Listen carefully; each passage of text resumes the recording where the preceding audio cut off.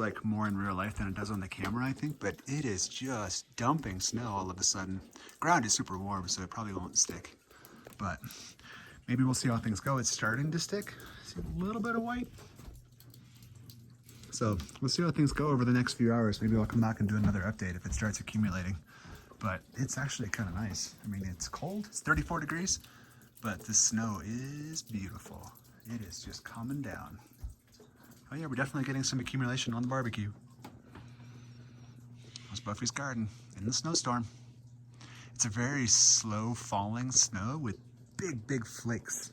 You see how big these snowflakes are? They're massive.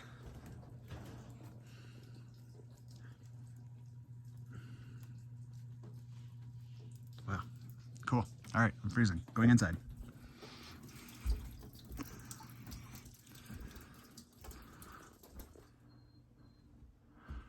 Well, yeah, I'd say a little bit of snow stuck. This is the next morning from what I showed you guys last night. It snowed all night, it got cold, and we've got some snow. Probably a couple inches of snow, I would say. It is still snowing hard.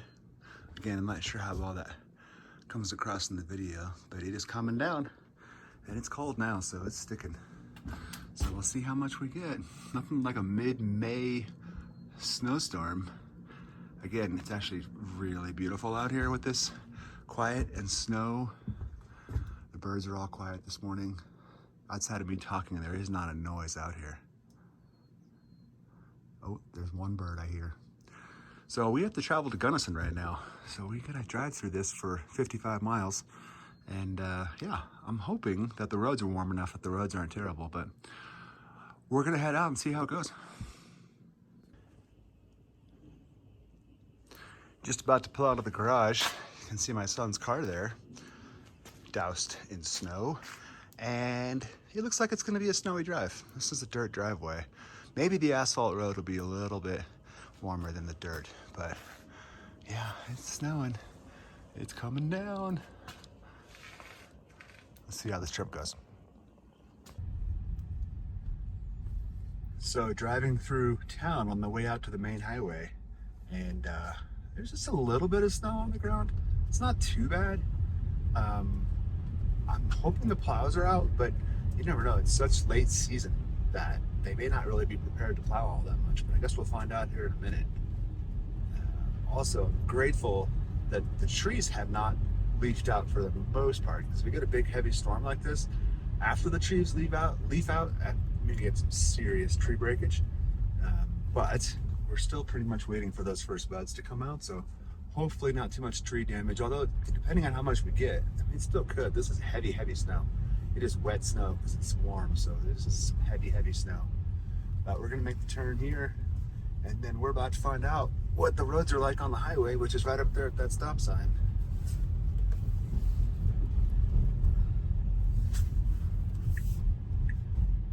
Oh, they're covered in snow. Not much, but it must be cold enough. Yep, this is gonna be a slick drive. Let's see how it goes. All right, so it's really not too bad. It looks like, yes, the plow's been here. I bet we'll catch up to the plow on our trip here, because this side of the road on the way to Gunnison has been plowed. It's no surprise. The guys who run the plow in Lake City are awesome. They're amazing. They keep this road clear. There's absolutely no way that I could live in Lake City and work in Gunnison if not for the team that runs the plows. It's mostly just kind of wet, slushy snow on the roads. It's not ice, I don't think. So far we've done good. I wanted to point out, I think people often are kind of surprised that I live up in this kind of a climate and drive an electric vehicle, drive a Tesla. And I gotta tell you that driving a Tesla up in the winter, it absolutely is the best winter driving experience of any car I've ever owned, which includes four-wheel drive trucks and four-wheel drive SUVs. It includes my wife's car, which is a four-wheel drive Expedition. This car, in most situations, outperforms all of those. And people are really surprised by that, which I understand. But the reason is, so number one, it's all-wheel drive, and the software in these cars is just incredible. So the computer systems in the car are able to direct power to the wheel, the axle, and the individual wheel to prevent slippage. And it's impressive. You can feel the car start to slip on icy roads, and then it'll just kind of correct itself. So the software involved, the traction control is great. It's all-wheel drive with 2 motors on each axle and each tire, each wheel controlled individually. And then also, you don't have the big heavy engine in the front of the car, which creates this super front heavy dynamic in a gas car, in an internal combustion car, and creates a lot of that fishtailing because all the weight's in the front. And in this car, most of the weight comes from the battery, and the battery is like a skateboard. It's evenly distributed all the way from the front to back. So you've got super even weight distribution, you've got all-wheel drive, and then you've got the convenience stuff. Like, the car's all app controlled, so when I park outside, when I'm at work, I can just get on the app 30 minutes before my shift is over and preheat the car, turn the defroster on, melt the windshield, etc. So you hear a lot of horror stories about, oh, electric vehicles in the cold, they're going to get stranded on the highway and they're going to run out of charge, and that's a load of BS. The range is lower when it's cold and it's wet. You do have to account for that, but for commuting and going to work back and forth, and I drive 55 miles each way to work, I have absolutely no problem with range. Super convenient to have a warm, toasty, preheated car. I've never scraped ice or shoveled snow off this car. The car does all of that for me. And then you've got that even weight distribution and all-wheel drive. And then I put winter tires on, which I've already taken off for the season. So these are my all seasons, but I put winter tires on for the winter. And with winter tires, all-wheel drive, everything else I've already talked about, the thing is incredibly solid and safe and secure on wet roads. The only thing it doesn't have is a lot of clearance, and that's true. That's a limitation of being a small crossover type vehicle. So I'm not going to be plowing through 18 inches of fresh snow. I'll get stuck. I'll high center. But outside of that, I love this car. I would never go back to a gas car after driving an electric vehicle. I'll have to do some more videos about this car and some of its features and why I love it so much, because there's a lot of misinformation, a lot of confusion, a lot of misdirection. Some of it's unintentional, some of it's intentional out there about electric vehicles. And I'm a firm believer. This is my second one. I'll never own a gas car again. So drive's going good. Road's clear for the most part. Still snowing, but I think we're gonna make it. I just wanted to show some of the pretty awesome scenery here on the drive between Lake City and Gunnison. So this is about 17 miles into the drive. This is kind of where the scenery switches a little bit, and it goes away from, just got sprayed by that car. It goes away from some of the more rugged rock, pine type scenery, and kind of right around this corner actually, it switches to more of a high desert kind of sagebrush scenery. So it's a pretty abrupt change right here at what's called the Gates. There's the Gates campground.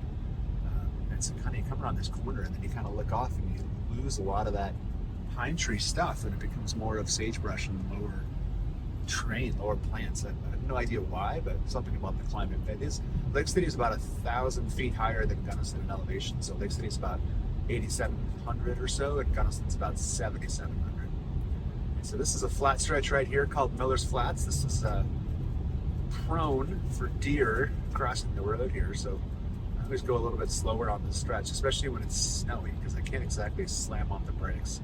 Although I do have to say, the road's been totally fine. It's just wet, but it's not iced. It's 34 degrees right now, so it's above freezing, and a lot of that snow is melting as it hits the ground. And maybe you can tell, I don't know, but there's actually already less snow here than there was in Lake City. So I think as we go towards Gunnison, there's going to be less and less snow, and I bet these roads dry up even. So yeah, progress is going well. I make this trip anywhere from 2 to 6 days a week. So I almost feel like I could do it with my eyes closed. In fact, I could put on autopilot and have the car drive for me. I'm not right now, but I probably will on the way home. I don't know why, that's kind of my habit. I usually drive there manually and then use full self-driving in the Tesla autopilot system on the way back. But I don't totally love it when it's snowy like this, because it won't, like right now I'm keeping to the left side of the lane to stay out of the muck, out of the slush on the right side. And Tesla full self-driving would not do that. It would center itself into lane and I'd be driving in all that muck. So onward. All right, we are about 30 miles in. We got about 15 miles to go. Roads are fine still, getting drier. Getting into this weird place, and this is a common spot on this drive, where you get fog, you get these low-hanging clouds like we're seeing here, and it can get pretty sketchy on this part of the drive because this time of year when it snows like this and it's kind of white on the ground and then the sky is white, you get into this almost disorienting, vertigo-inducing pure whiteout. And you know, right now the road's not covered, so it isn't that bad. But if this road was white and the sky is white and the bushes and the grass are all white, everything's exactly the same color, and it's really kind of weird and disorienting to your senses. You know, even here, like you can't. There's no sky. There's no differentiation between where the ground ends and the sky starts. It's all just kind of blended together. If I look off to the side, I mean, it's just kind of white. And I know that you'll probably say, well, duh, that's just what fog is. And that's true, but it's different, I guess, because of the snow on the ground and when there's snow on the road, and then the color of the fog when it's cold and freezing. And it's all just exactly the same. So it's different. I mean, I've driven through dense fog in warmer climates, and it's not the same. You don't get that. You can still not see, but you don't get that weird kind of sensory deprivation effect that you get when the whole world is exactly the same color. And this part of the road is just notorious for that. I've been through this numerous times where you know, you have to slow down to a crawl to make sure you actually know which direction you're going because you just cannot see a thing. And this is actually pretty dense fog right now. I don't know how well the camera shows it, but I can only see about 100 yards in front of me, and then I got nothing beyond that. So I haven't seen a whole lot of animals on this drive. I was going to show them to you, but I haven't really seen them. So that's a good thing. I'm not sure where they're at. See, like this, it's a pretty steep, sharp curve on slushy, icy road. And but you could easily be just flying along and you can't see that curve coming up because of the fog, and then you try to hit the brakes on a curve is the worst thing you can possibly do. So definitely a little bit of a sketchiness to this drive in the winter, or apparently mid-May. So we're on the home stretch of this drive. This is a part of the road called 9 Mile, long downhill stretch before it gets to the reservoir. I never fully understood why it's called 9 Mile. People tell me they call it 9 Mile because there's 9 miles from the top of this road to the bridge, but it's 10 miles. So unless somebody just started counting 1 mile past the top of the hill, it seems fairly random to me, but this is a cool example of snow level. So we've come down in level, and can you kind of see up on that mountain that it's all just, there's no snow at all, it's all just wet until halfway up, and then it becomes snow. And that's the snow line, the snow level altitude. So this part of the stretch right here in the spring and in the fall is pretty common to have that snow level be right at the level of the road. And you can see, like over here, same thing. Right up there is where it starts to turn from rain to snow, and it starts sticking up there. It's only about, I don't know, 50 or 100 feet higher than the road, but on the road, no snow. And then it's pretty beautiful up in here with the backdrop of the San Juans as we come towards the reservoir. And it's kind of neat right now, the way the sun is shining through clouds. It's starting to break up a little bit. And you can see these mountains off in the distance as we come down towards the reservoir. This is a beautiful part of the drive for sure. All right. Welcome to Blue Mesa. It's a cool example of that snow level across the road there. You can see how it's only snow halfway up the mountain. But so this is a reservoir that holds water, obviously. And it's low-ish right now, but not terrible. Last year it was way lower than this. Although last year we had a great snow year, so it actually almost filled up. It was within 5 or 10 feet of being full. And right now I think it's about 30 feet lower than what it was when it was full last year, but it's also about 20 or 30 feet higher than it was this time of year last year. So we're just getting into runoff season, so all the snow up high is melting, and we'll hopefully fill this sucker up. And it's water for Colorado, but it also serves as kind of an upstream storage site for water for California. Californians like to steal Colorado's water. So the water goes from here and then it flows down the Colorado River and goes to Lake Powell and Lake George and some of the major water storage sites in California as well. And so we're going to come across this bridge. We're going to make a right turn, and then it's about 9 miles into Gunnison, and then we're there. So this is the turn of the bridge right here. You go left, you go to Montrose. You go right, you go to Gunnison. Interesting dynamic right now, because if you go left there towards Montrose, there are a couple of bridges that you need to cross to get from Gunnison to Montrose. And really, that's the entire access to the western side of the state. You know, we live in the middle of the mountains, so there's not alternative routes. There are, but they're 6 or 7 hours out of the way going east or south or north to get around this Road 50. You can't take it. Well, a few weeks ago, they were doing an inspection on one of those 2 main bridges over the reservoir and found that it had been damaged and was cracked and was unsafe. So they closed the bridge. And nobody knows how long this bridge is going to be closed, but it sounds like it could be months, if not even potentially years. And that is pretty much the only access west of the state from the Gunnison area. So it's created really kind of a little miniature disaster situation, because emergency vehicles can't get across the bridge, patients can't be transferred to higher level of care, supplies, deliveries, so many people depend on the ability to cross that bridge. It's a high traffic road, and it's closed. It's closed now indefinitely. So they opened a cutoff as a bypass, as a way around it.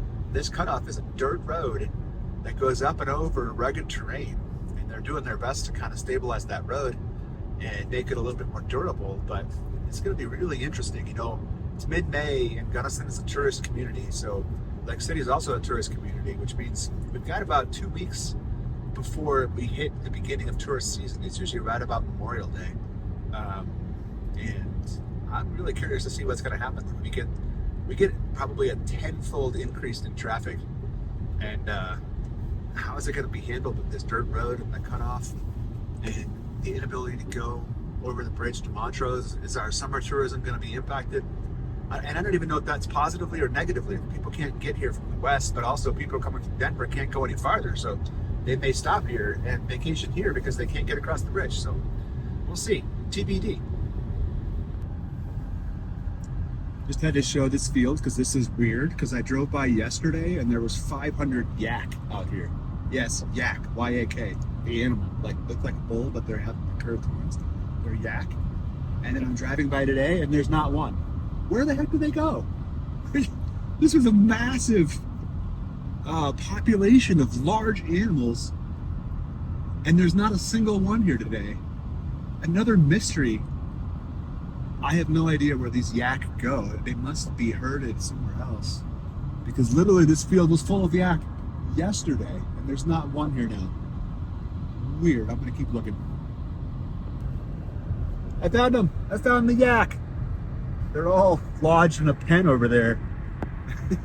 They must let them out to range on some days, and then some days they're all in that pen. All right, I feel better now. We have solved the yak mystery. We are just coming into Gunnison. It's just a couple of miles till town, and there's really nobody here. I think partly because the road's closed over that bridge, but it's a nice morning. It's quiet, no traffic, and coming through these ranches, lots of cattle, horses, ranchers out here in Gunnison. And in just a few miles, we're going to come up into town. All right, so we're just coming into Gunnison. Welcome to Gunnison. This is the home of Western State University.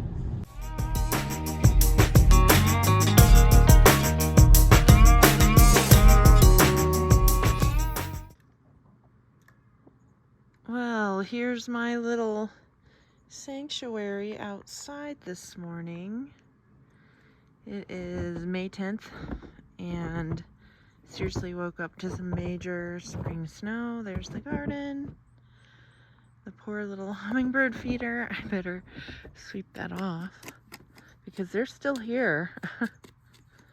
So hopefully they're able to get some nectar. Oh man, I wasn't ready for this today. I mean, the moisture is great. I know. Thank you, universe, for the moisture. You just never know what a day will bring.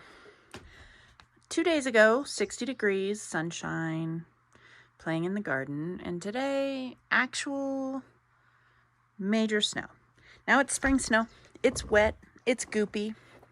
I'm walking in it with my bare feet. I kind of like to do that. It's a lot. Now these rain barrels are going to fill and refill and overfill, and these beautiful evergreens will hold up to the snow. And thankfully we don't have leaves on these trees because that causes major damage. But woo, is it snowing? I mean, it is snowing. And it's not supposed to really let up today. It's going to keep snowing. Spring snow, so it will melt pretty quickly, but it is accumulating. You can see it's accumulating. Here's some shots of the beautiful garden. It's actually really, really pretty, and the birds were ready this morning for me to get out here and get them some food because they appreciate a little extra treat when it's really cold like this and snowy. And it's a delight seeing them come and go, come and go. All right, so we are on the way home from Gunnison. There's a little bit of a gap there. I didn't really film anything in Gunnison because I was at work. It's not really a filming environment, so nothing exciting, although we've got blue skies. The water is evaporating off the roads. You can see the smoke coming off the roads. And I just wanted to show this little opening in the canyon walls here that we're driving towards. And this is what I was talking about before, where this is kind of the sagebrush area. And as we go between these two mountains, or between the mountain and the rock, this is where we enter the different geography and the different terrain. That's really kind of what Lake City is all about. So it's almost exactly this turn coming up right here, which is where that campground is, called the Gates Campground. And we change from flat terrain to tall trees and rocks and kind of more of a beautiful mountain terrain. So we come right down through here. This is a sketchy area that never gets any sunlight, so it likes to hold ice. It's kind of crazy. It's the amount of water evaporating off the road. It's like we're driving through fog, even though it's not foggy at all. And there's the Gates Campground right there on the right, and now we are in Lake City territory. So it is about 16 miles to home. And it's been a beautiful drive. Been a nice day, even though a lot of driving, but it's been a really nice day. And it's kind of a cool time of day when the sun starts peeking through like this, and you still get kind of the snow look and the clouds, but then you get the bright sun and you get the water evaporating off the roads. We go right by the river here. This is Lake Fork of the Gunnison River that's flowing out of Lake City back towards Blue Mesa Reservoir that I showed you earlier. And yeah, I'll show you as we go down into the canyon. It's kind of the last landmark before we get to Lake City itself. Oh man, you guys missed it. I tried to get it on camera, but I couldn't really. Just had one after another, two bald eagles fly right over the car, right across the road. I'm pretty sure they were bald eagles. They had the white head and the huge wingspan and kind of that soaring motion that they do. Super, super cool. I tried to get it on video, but I don't think I really got much. But anyway, you don't see that every day. It's very cool. This is always one of the main landmarks coming into Lake City. The train house, Russellton. That means you're getting close. We are 8.3 miles out of Lake City. Look at that scenery. It just gets better the closer you get to Lake City. All right, we're coming down into the canyon, and now, so right now we're right next to the level of the river, where that first part of the drive, you're quite a bit above the river. Now we're right down at the level of the river. Beautiful sights. This actually was the site, well, it was a little bit closer to Lake City than this, but we're 7 miles out, and about 3, maybe it was 4 years ago, we had a summer with just these incredibly powerful thunderstorms and rainstorms that moved through every single afternoon for days on end. And so it started triggering mudslides and rock slides. And I actually thought, there was a couple times I thought that I was going to be trapped in Lake City. I actually think I was trapped in Lake City one day and had to get a shift covered in the hospital. But some of these hillsides come right down to the edge of this road, and they're just kind of unstable rock and mud. And so when you get that much rain, they were dropping 5-6 inches of rain an hour, and the hillsides would just give way, and they would come down and slide across the road. And then it'd take them a day with heavy equipment to kind of dig the road back out. It's kind of a reminder, the bridge closure and mudslides. It's a reminder of how remote we are out here, and that this little 2-lane road, they keep it in great condition, but if it ever has a problem where it's not open, we are pretty much trapped without going all the way around through Creed and towards Colorado Springs almost, and back around Monarch Pass. I mean, hours and hours to get from Lake City to Gunnison if this road's not open. So kind of depend on this road. And we're gonna make this right turn. And Buffy showed you guys the view of Round Top from our backyard the other day. Let's see if we get a view. No, it's all covered in clouds. But straight ahead there would be a really nice view of Round Top and Red Mountain right next to it. But today, all we can see is cloud cover. Let's see if we can see it when we get a little bit closer. I kind of doubt it though. But those mountains that you're looking at dead ahead, if you kind of follow them down to the base, that's where Lake City is. So it's a little valley right there at the base of all these mountains. Finally, we see some animals. There's some deer on either side of the road. Freaked them out. It's kind of weird to drive that whole drive. Those are literally the first animals I've seen. I don't know if it has something to do with the snow or the wind or the cold, but they just weren't by the road today. So here we are coming down into Lake City. Our journey is complete.